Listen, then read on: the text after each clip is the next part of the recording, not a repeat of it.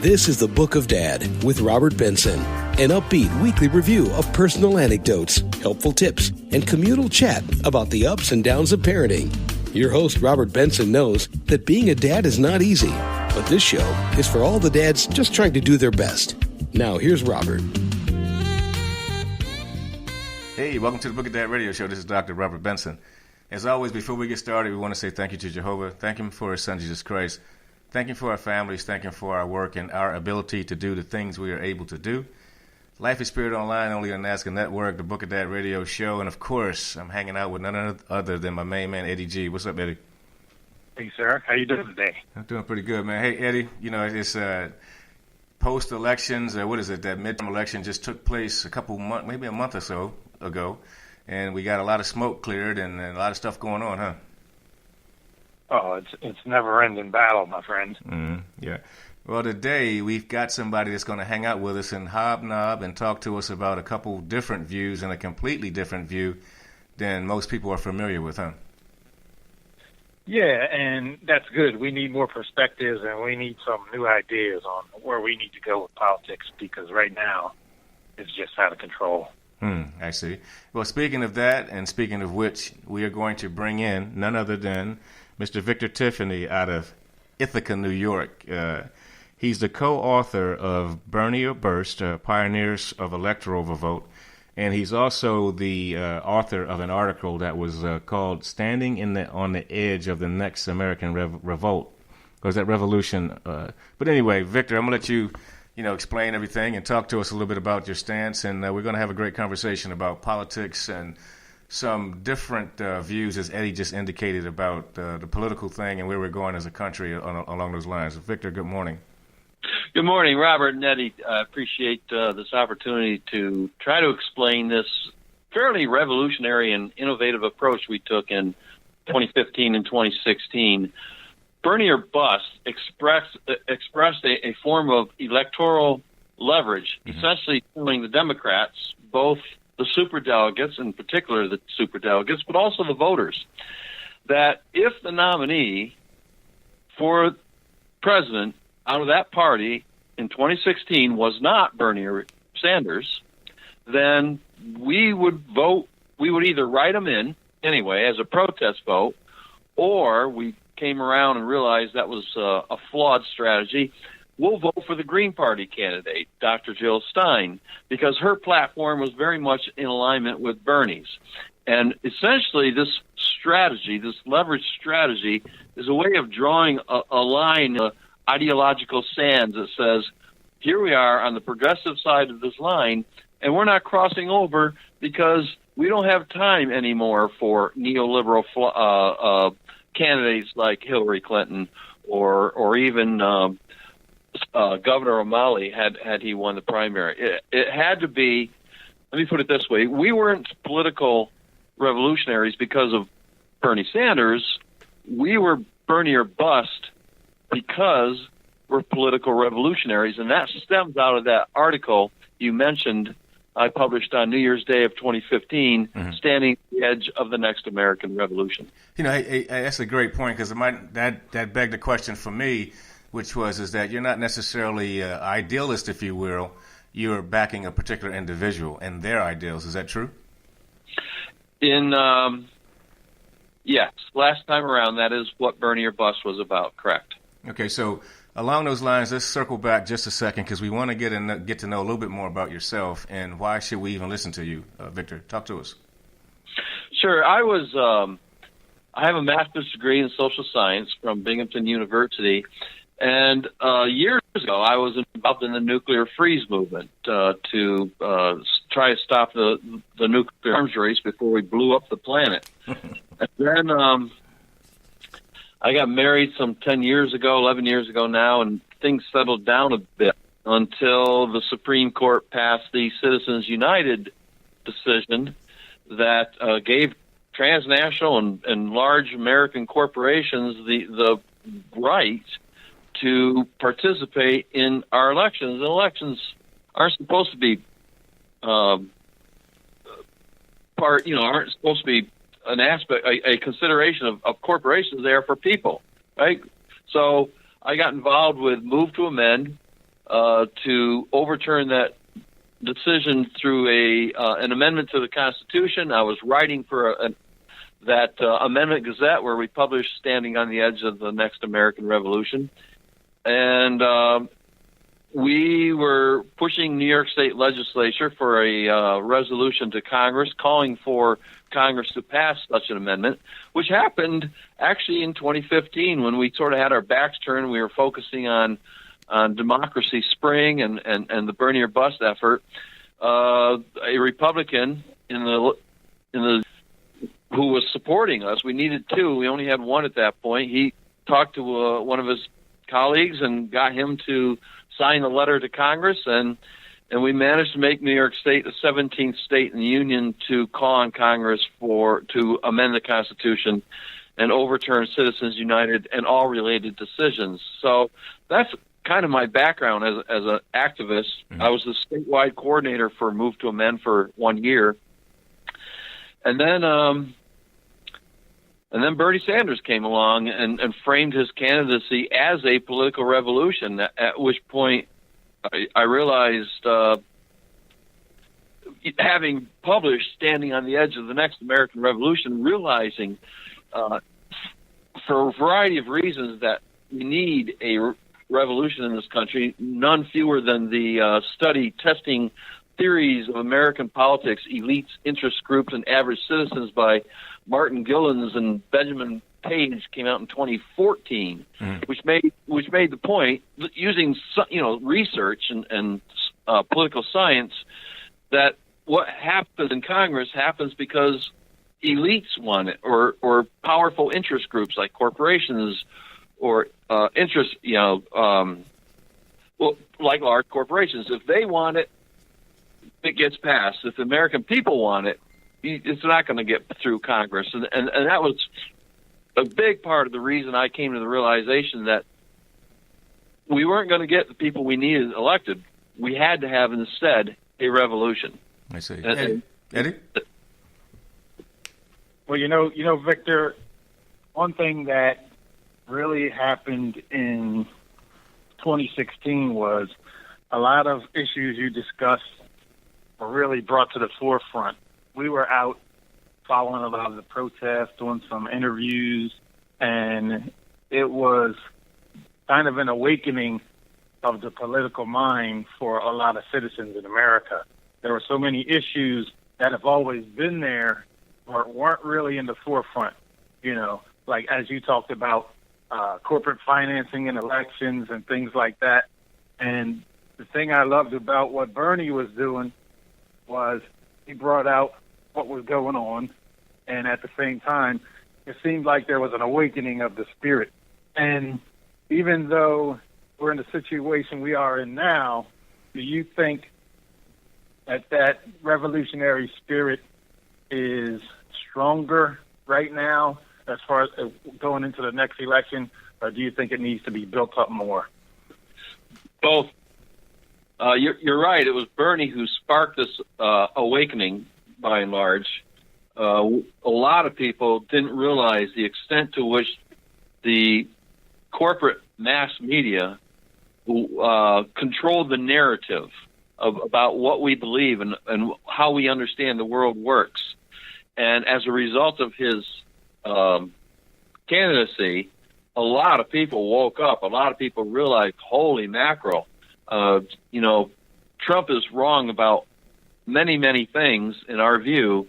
But one thing he's right about is that the mass media, the press, this is Washington Post, New York Times, CNN, Fox, MSNBC, are the enemy of the people because of the way they treated Bernie Sanders and his campaign, and the way and I found it and experienced it firsthand to see the New York Times distort what Bernie or Bust was. They never interviewed us. They just wrote about us as if they knew what they were talking about. The mass media definitely is the enemy of the people, and that's just one element of this awakening that took place as a consequence of Sanders' candidacy. and yes, it's a process. More people are going to be waking up as, for example, they read the book Bernie or Bust, Pioneers of Electoral Revolt, which, by the way, is available at bernieorbust.info, INFO, that we attempt to incite revolution with that book. We pack a sort of a modern-day version of Thomas Paine's Common Sense around 8 chapters of memoir. And we encourage readers to skip the memoir because unless you're a political organizer, it's not that interesting. What we surround it with is basically a call for revolution in the United States. And so we hope this book will continue to advance the awakening that both spiritual and political awakening that's taken place, not in just this country, but really all across the world. All right. Hey, these are some great points, especially about the biasness in media towards either the left or the right, or as it sounds from your rhetoric, so to speak, from the middle. But this is the Book of Dad radio show with Dr. Robert Benson. When we come back, I want to talk a little bit more about the either or in the middle aspect of politics, in the way of, do we have, or are we getting to a point where we're going to look at possibly having one party overall? But this is Dr. Robert Benson hanging out with Mr. Victor Tiffany and, of course, Eddie G. And we'll be right back. Hey, this is Erica Janae, and you're listening to Life and Spirit Radio. The U.S. dollar will collapse. Learn why you should buy physical silver and gold. Order Dr. G's P3.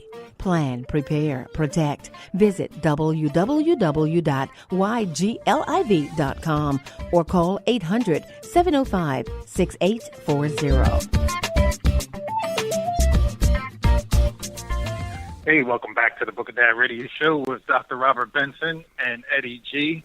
We are here today with our special guest, Victor Tiffany, and we left off talking about the press, which I want to jump into.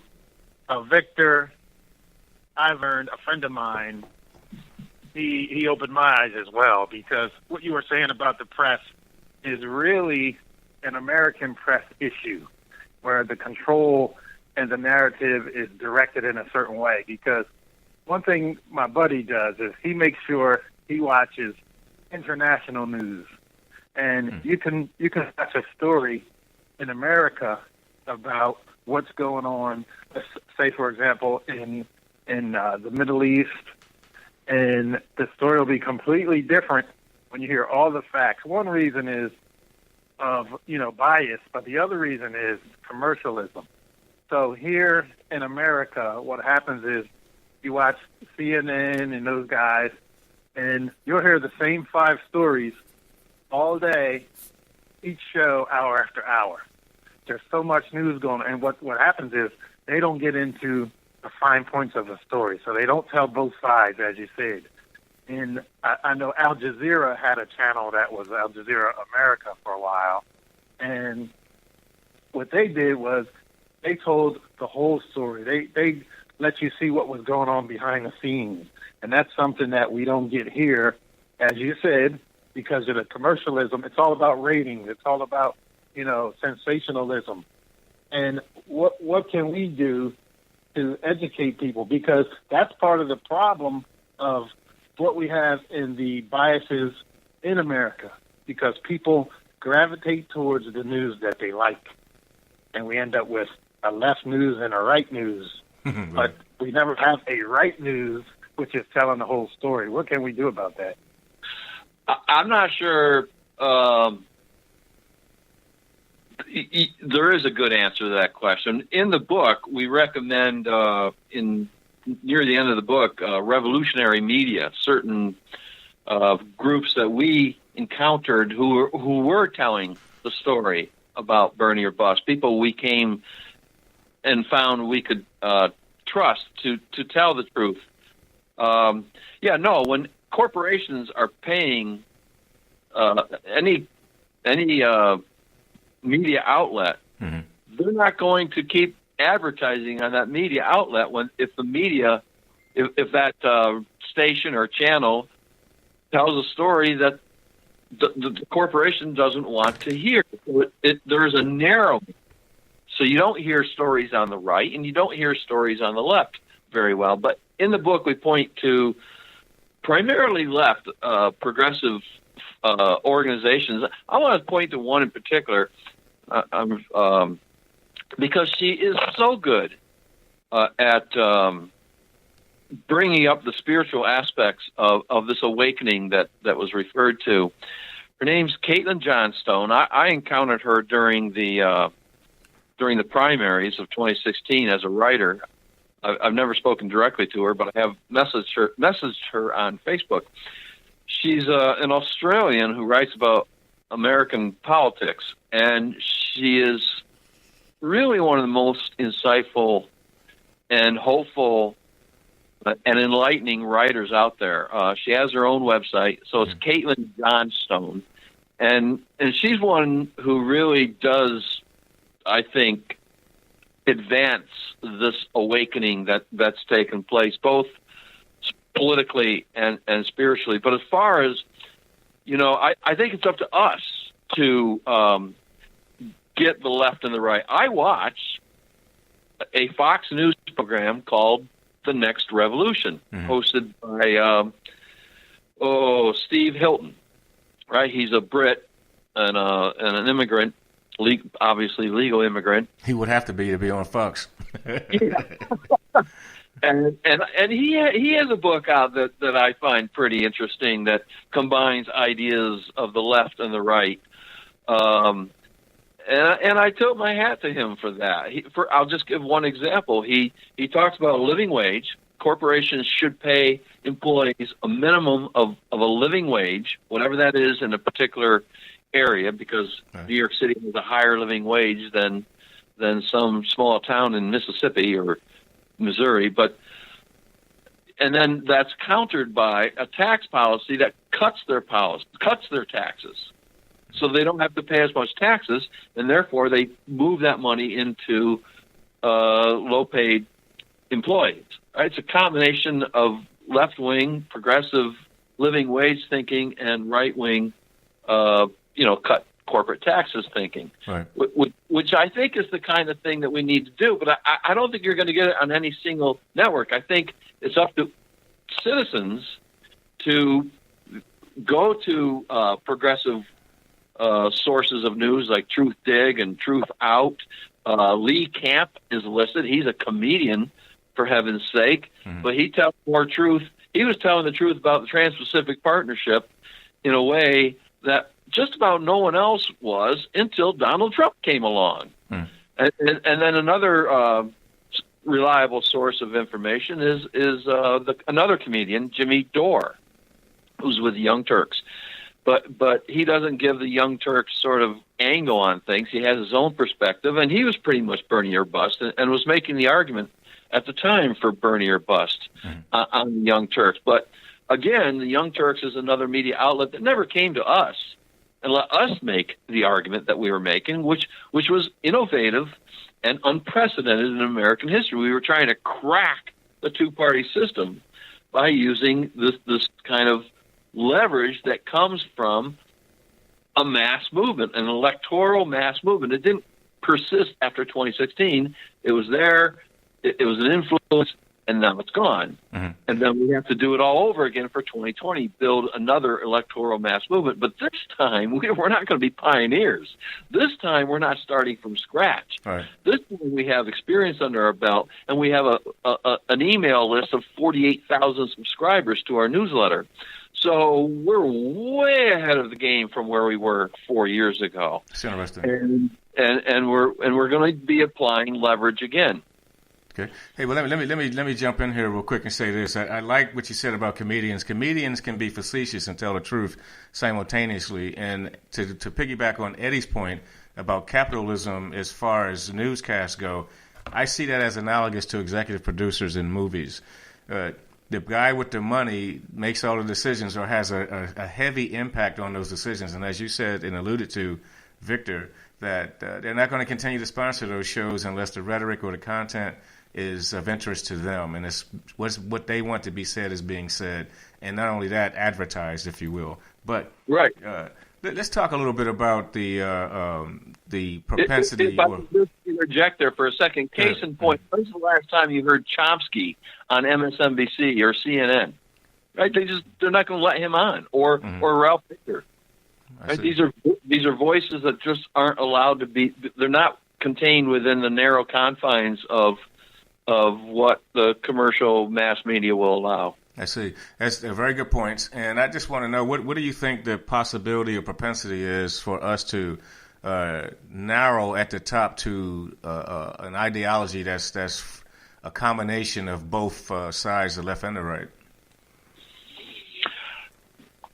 So there's two answers to that. One is electoral, and the other is policy. Mm-hmm. In electoral, the left and the right just can't be on the same party. You can't build. I don't believe you can build a coalition with Trump supporters and Bernie supporters, even though there's a lot of overlap on policy. The fact is, there's enough differences in policy that would make actually working on a campaign and taking power extraordinarily difficult. However, once someone's in power, and politics is normal, we're not in election season, we're just working on policy. That's where the left and the right can work together on various issues. For example, trade policy. There's going to be a vote coming up next year on the replacement for NAFTA. That'll be a place where the left and the right might be able to work together. Mm-hmm. But it's hard to say at this point because President Trump is behind this USMCA, which is not that much different from NAFTA. It's still a corporate trade agreement. So who knows how that's going to go? But yeah, there are a lot of places where the left and the right can and should work together. Ralph Nader wrote a book about this, 25 different issues that the left and the right should be able to work together on and help take this country back. I would think campaign finance would be one of them, because who on the right wants a plutocracy? Who wants a government a Congress that only left and the right actually work together and compromise like it used to be before the mass media broke up the way it is now, with MSNBC on one side and Fox on the other. That's led to contributed immensely to the divisions in this country, and it's nice to see someone like Steve Hilton, if it's not campaign season, out there making the case for left-right collaboration. I think. Well, I was interviewed by Vox, VOX, during the primaries, and my words never saw print. But I was asked about, the Democratic and Republican parties and their differences, and I tried to make the point that there aren't that many differences. They're both parties of Wall Street. Right. But they have social issues that are used as wedges to keep us separated and keep us arguing against each other. It's like a married couple, isn't it? In some ways, yeah. But when it comes to economics, when it comes to neoliberal economics, they're one party. They are we call it a political duopoly. And if I could just add one more point on neoliberal economics, that is the ruling ideology of this country, whether it's Republican or Democratic. In the book, we have an exercise people go through to evaluate 4 candidates on the characteristics of neoliberalism. Okay. Because I want people to learn about neoliberalism and stop voting for candidates who support corporations over people. Copy. And at the time, there were a lot of question marks about Trump. He wasn't in power. He hadn't cast votes. So he had a lot of question marks. But he's actually turning out to be more establishment or policy-wise than he campaigned on. I'm trying to figure out who was a bigger con man, Trump or Obama. Obama campaigned as a progressive and governed as a moderate Republican. He used that phrase himself. Hey, Victor, hold that thought, okay? Because we're going to take a quick break. But I wanted to say something real quick. Is that collaboration? You vote for something or you don't vote for it, and the majority wins. But let's take a quick break. This is Dr. Robert Benson with my main man, Eddie G, talking to Victor Tiffany. When we come back, I want to hit on some of these points that your pioneers are talking about as far as the electoral revolt. It's Dr. Robert Benson. We'll be right back. Are you struggling with debt collectors? Scared to answer the phone? Order Dr. G's Man Survival Kit and learn how to stop creditors. Visit www.ygliv.com or call 800-705-6840. Hey, and we're right back. This is Dr. Robert Benson talking with my main man, Eddie G, and Victor Tiffany from Ithaca, New York. Just a guy who's obviously very well versed in the political process, and so much so that he and a group of others have kind of separated themselves from the typical left or right, if you will, and they're forming this, what I see as a conglomeration of ideology to where there may at some point become one organization. I actually listened to Victor, some of his stuff, read some of the verbiage that he has on his website. And some of the concepts that are out there, I want to get him to elaborate on. One of them, obviously, he's mentioned in passing throughout the show so far, is neoliberal economics. He's talked about less government and the police state that we're talking about. The United States not being the police of the world, if you will. All of those types of things. And then from me, I can say personally that I believe that those are things that we all would like to see happen. And I'm sure Eddie G will weigh in and say what his thoughts are on that as well. But Victor, I believe that, again, those are concepts and thought processes that further solidify my point that at some point we're going to become a system of one party or one party, one political organization that has the same ideals, and that's who gets elected and who runs the country. Well, I think we already are.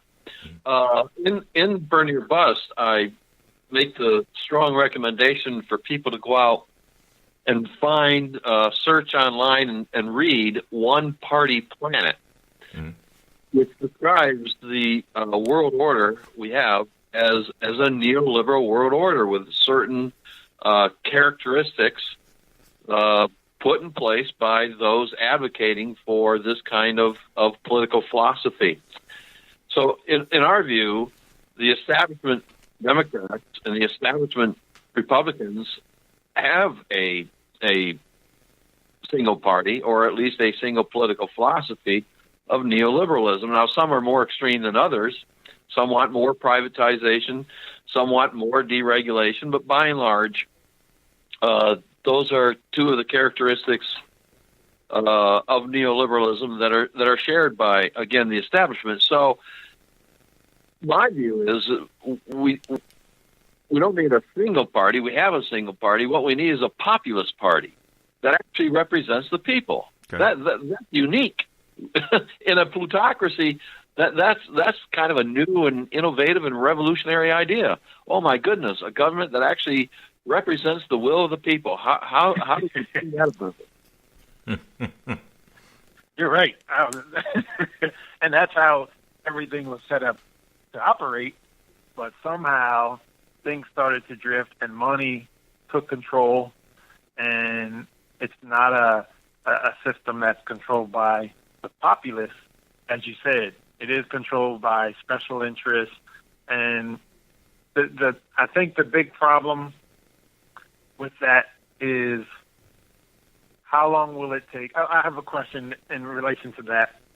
When we think of the Green Party or an independent party that operates and is really in the middle where everyone can kind of, I think, join together to have a populist plan, what at this time the issues are whenever you have a Republican and a Democrat, and those are the majority parties, and we get into an election, and at this point the independent and the Green Party acts more as a spoiler than a viable option, right?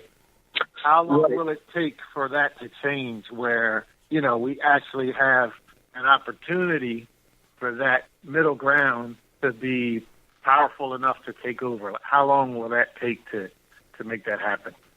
Well, one thing I've found out about myself over the years is I'm really bad at predicting the future. Right. It certainly has to happen. And how it happens, I'm not sure. For some reason, the green has a perception problem. And I don't know if people think they're tree huggers or why, in a race where the two least popular candidates in recent American history still allowed the third-party progressive candidate, Jill Stein, to get just barely 1% of the vote. And you're right. There is a spoiler effect. We use that spoiler effect.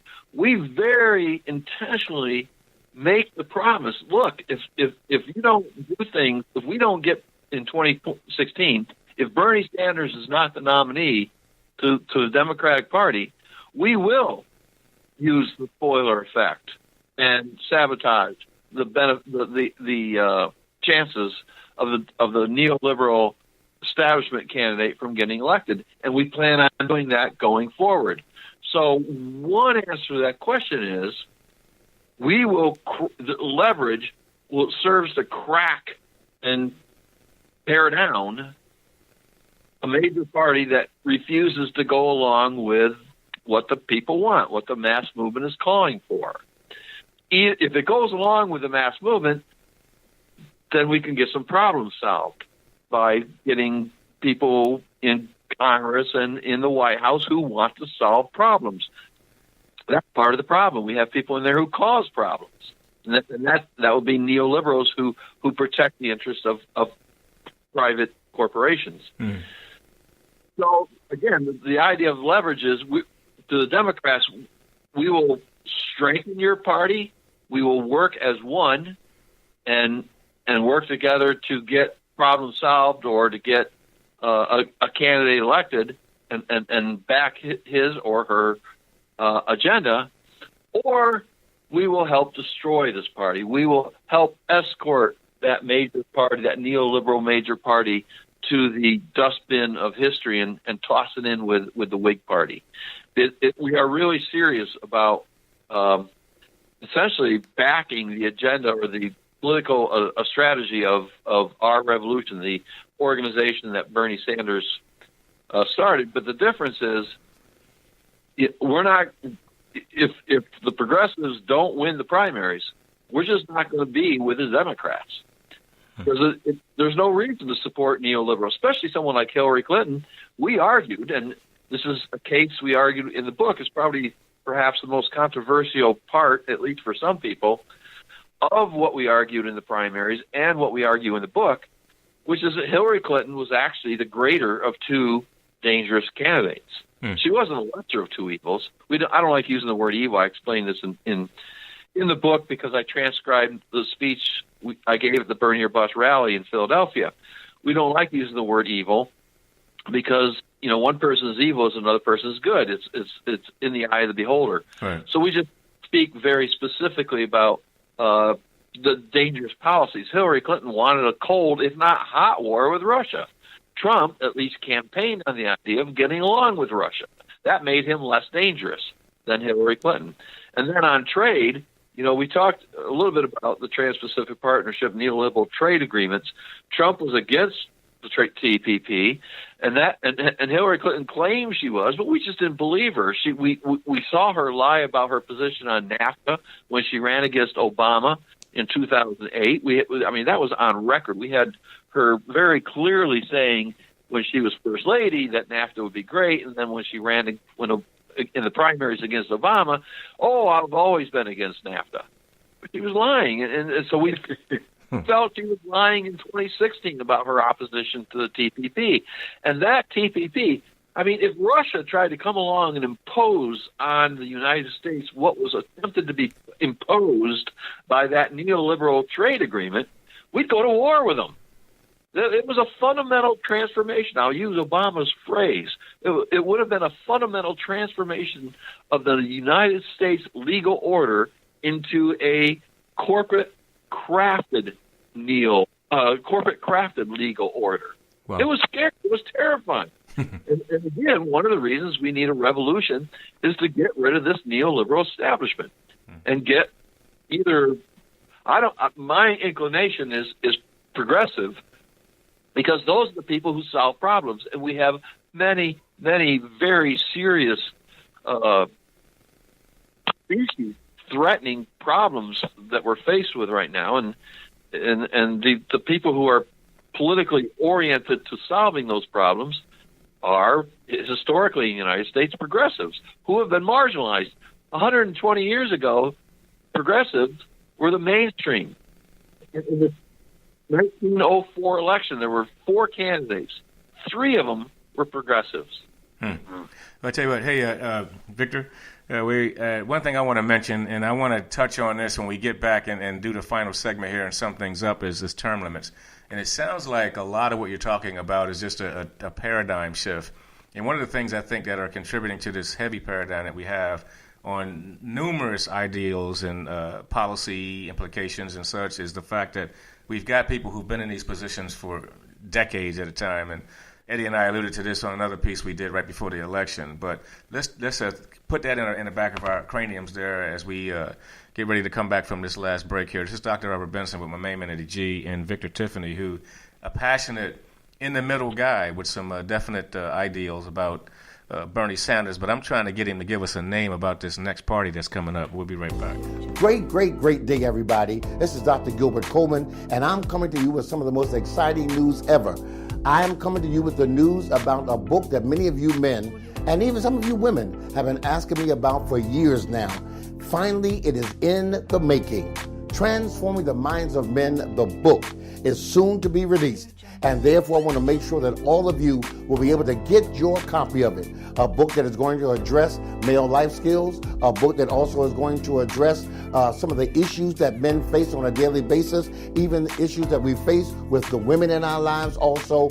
You want to make sure you get it. In fact, some of you ladies, you want to be able to get the book as well, because every transformed man needs a transformed woman. So therefore, you can get ready to pre-order this book. Now, in order to pre-order, just go to my website, GilbertColeman.com. Just that simple. Go to GilbertColeman.com, put in your order, and we'll make sure that we rush your book to you right away. Please note, Transforming the Minds of Men, the book is coming soon. You best make sure you get your copy right away. Hey, and we're right back. Dr. Robert Benson with my main man, Eddie G, and Victor Tiffany, who's proving to be quite an articulate and informed individual about the political process, so much so that he's not fallen for the status quo, if you will. He and a number of like-minded people have gotten together and gotten behind not just a candidate, but an ideology about collusion, if you will, about specifically addressing each individual concept or platform that people are running on and picking and choosing the best one. When we left off, I was talking about term limits and some of the paradigms that we're trying to shift out, if you will, or address. And I believe personally that part of the reason why we can adjust those things is because of term limits, or because we don't have term limits. I mean, there's term limits on presidencies, there's term limits on gubernatorial races and such, or incumbency, if you will, in various states. And I'm just wondering, if what do you think about that? Is there do you believe that if we in fact instituted some rules and such that said, hey, you can only be in this position for so long, that we can eventually get to some of the ideology or the thought processes that Victor is talking about? Well, I think that there's 2 ways that can go. If you set the term limits to too short a time, then, there wouldn't be any consistency as far as, major opinions and points of view. But if you have them too long, which they are now, you have dynasties and just disruption, because, the world changes and the political process is stuck because of the mindset of individuals who've been in there for their whole career. I mean, it's unbelievable that, someone can be in Congress or the House for 20 and 30 years. It just doesn't make any sense when as Victor said, progressives are the ones who solve the problems. And if you look right now, a lot of the newer candidates that have won these midterms are progressive, and they are young. Yeah. And, with that comes a different perspective, excuse me, and a different outlook on, where we need to go and some of the issues. Because, and I'll cut this short, one thing that happens when you have older people that have been in there for so long, they're set in their ways, and they have no idea what's going on in the real world. So I think, we need to come to a common ground as to what those term limits will be. But that's something that I think would really help to change the way politics works right now. What do you think, Victor? I think there's a disadvantage to both term limits and lack of term limits. I'm ambivalent about it. The advantage of lack of term limits, having people in there 20, 30 years in the House, is it gives at least some members of the House institutional memory.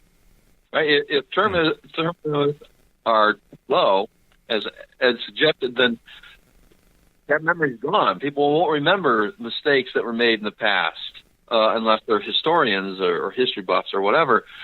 So I think there's an advantage to having people in the House who have been around 2-3 decades who can sort of pass along the information. Hey, back in 1994, this was done, what you're trying to do now, and it didn't work then, so don't do it now. So there's that. And then the other side is just basically what was laid out.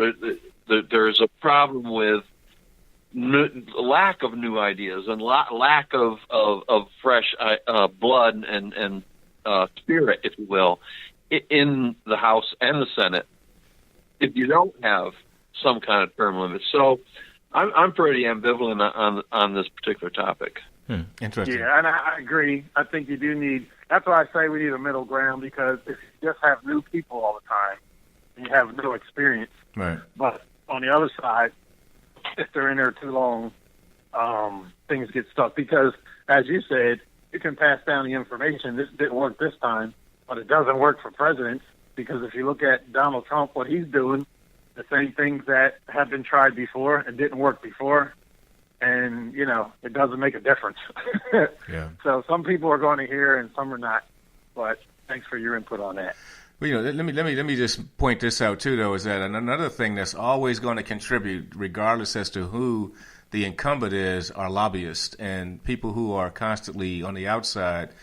Sort of analogous to the capitalism thing you were talking about before, Ed, is that there's always going to be people in parties and groups, non-governmental organizations, think tanks, etc., who are on the outside looking in and influencing the people who we're talking about. So I believe that, yeah, you're right, we have to have a mix, but I think that one thing we're going to always have is new and old lobbyists and people who are influencing the masses, who are in fact carrying out the government or democracy that is government. What do you guys think about that? I'm not opposed to lobbyists per se. I think it's sort of part of a free society that people should be able to reach out to their representatives in government and say, as an organization, as a group, hey, we want this particular policy, or we don't want that particular policy. The problem I have with it is when that advice or promotion is linked to campaign donations. That's where the corruption comes in. Yeah. If we had comprehensive campaign finance reform so that no American, no citizen could contribute more than $50 a year to any candidate or any party or even to a PAC if this law allows PACs to continue. You say $50? $50 a year. Now, that adds up to, in 1 year, that adds up to the amount of spending for House, Senate, and presidential races in 2012. That amount of money. It's around $6 billion. Every American citizen, $50 in just 1 year. I'm talking about 100 hours per election cycle. So it would actually be, if everyone spent that money, it would be about $12 billion. It wouldn't get money out of politics, but it would equalize money in politics, and it would immediately democratize our system of government. And you could do it. The post office could administer this thing. They're losing, snail mail because of email.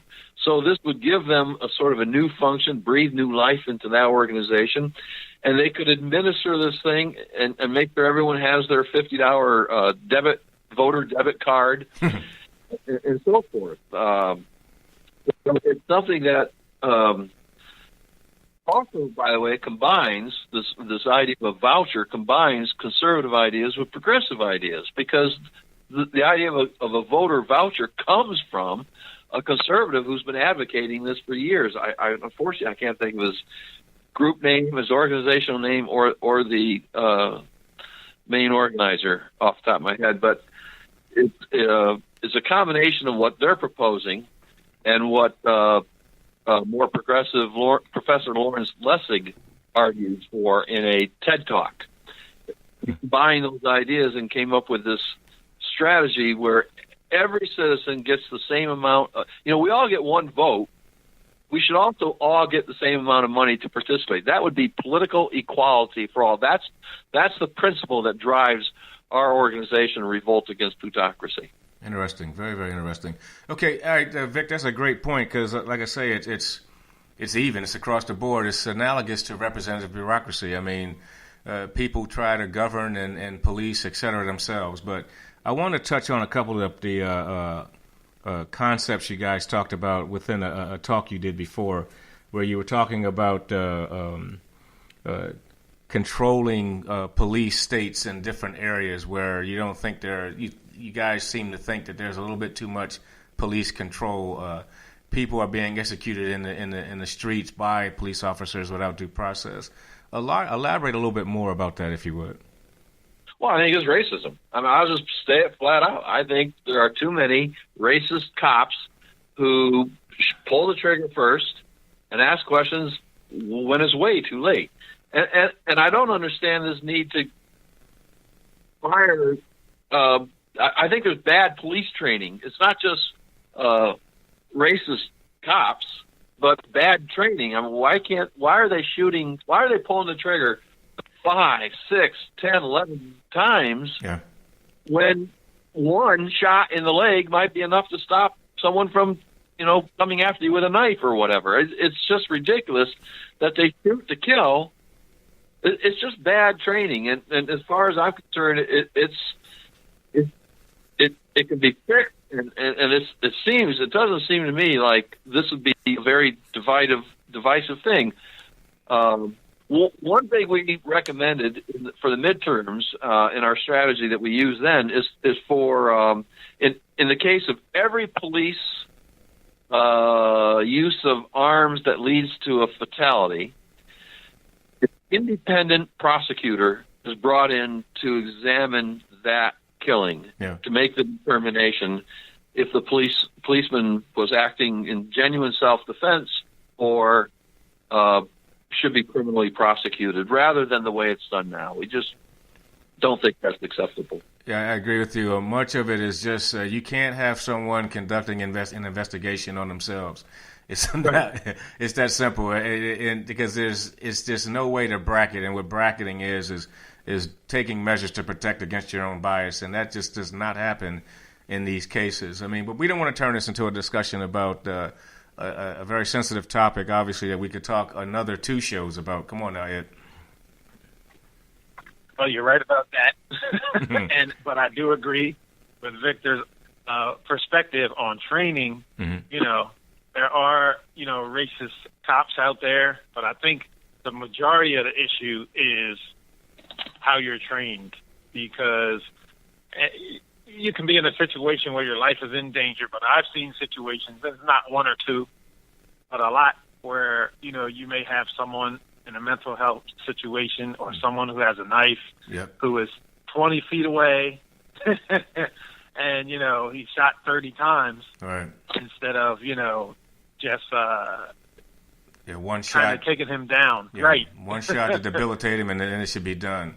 But listen, as we were saying before, though, Victor and Eddie, you guys, this has been a great conversation. I mean, it's amazing to me how time has flown on this show. I can't believe it. I still feel like we got to get Victor back and talk some more, because I think there's a lot more stuff we got to peel off the onion skin, if you will.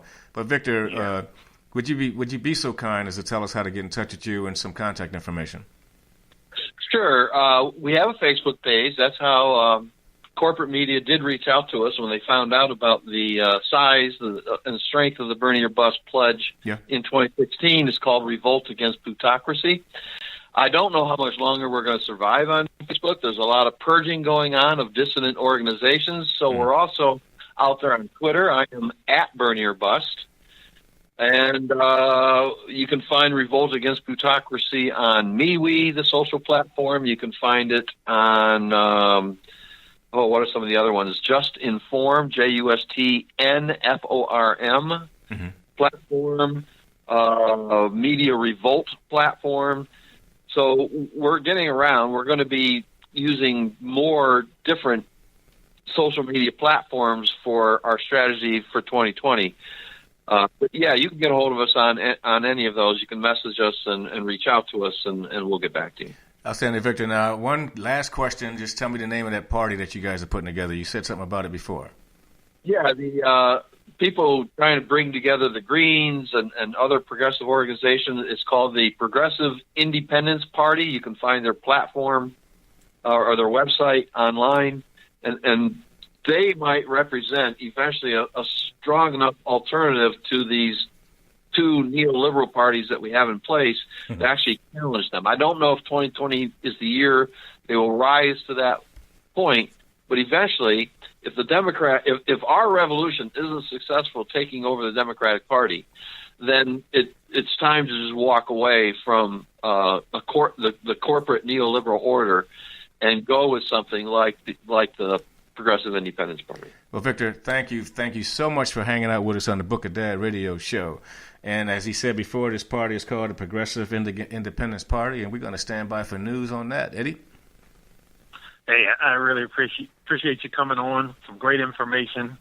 We will keep in touch, and we'll get you back on, because that was some interesting information you gave us, and there's so much more to talk about. Absolutely. Yeah, there is. I really do appreciate this opportunity to tell your audience about leveraging and, of course, the book Burn Your Bust. Outstanding. Well, thank you so much again. And Eddie G., another great show. And all our listeners out there, thank you so much for listening as usual. But then again, as we said, all things got to end, and it's been fun, but we got to run. This is Dr. Robert Benson with my main man, Eddie G. Book of Dad Radio Show, Life and Spirit Online. Check us out on all the various venues, Spotify, Spreaker, iTunes, etc. And we'll talk to you next time. You can find out more about Robert Benson by visiting his website, thebookofdad.net, where you can purchase your own copies of Robert's books, The Book of Dad, Quotes for a Lifetime of Wisdom, and The Book of Dad 2, more quotes and anecdotes for a lifetime of wisdom.